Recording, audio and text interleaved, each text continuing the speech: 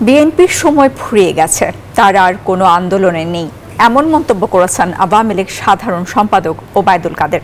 অভিযোগ করেছেন, বিএনপির হাতে শ্রমিকের রক্ত, ক্ষমতায় আসলে তারা রক্তের বন্যায় ভাসাবে দেশ। শ্রমিক লীগ আয়োজিত আন্তর্জাতিক শ্রমিক দিবসের অনুষ্ঠানে নেতারা বলেন, পোশাক শিল্প ধ্বংসে সরকার বিরোধী একটি চক্র শ্রমিকদের উস্কানি দিচ্ছে।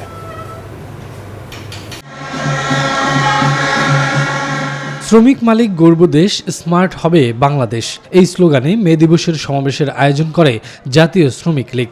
বাদ্যবাজনা আর স্লোগানে রাজধানীর বঙ্গবন্ধু এভিনিউর সামনে আয়োজিত শ্রমিক সমাবেশে যোগ দেন নেতাকর্মীরা। যোগ দেন দলের কেন্দ্রীয় নেতারাও। বলেন, সরকার বিরোধী দেশি ও বিদেশি চক্র দেশের শ্রমবাজার ধ্বংসের ষড়যন্ত্রে লিপ্ত। বারবার আমাদের প্রধানমন্ত্রী শেখ হাসিনা তাকে হত্যার জন্য চেষ্টা করা হয়েছে, আঘাত করার চেষ্টা করা হয়েছে। এই 15 বছর রাষ্ট্র ক্ষমতায় সরকার উৎখাত করার অনেক ষড়যন্ত্র হয়েছে। এই গত বছরে যখন বিএনপি জামায়াত আন্দোলন করেছে, রাস্তায় গাড়ি ঘোড়া ভাঙচুর করেছে, আগুন দিয়েছে, ট্রেনে আগুন দিয়ে মানুষ পুড়ে হত্যা করেছে।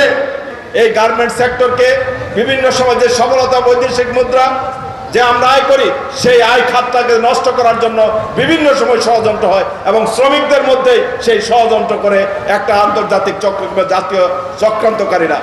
এ সময় ওবায়দুল কাদের বলেন, কোণঠাসা বিএনপি সব ইস্যুতেই আন্দোলনের সুযোগ খোঁজে।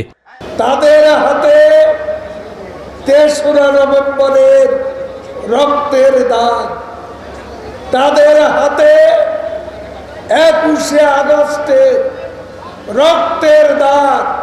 এরা ক্ষমতায় আবার আসতে পারলে বাংলাদেশকে ভাসিয়ে দেবে রক্তস্রোতে।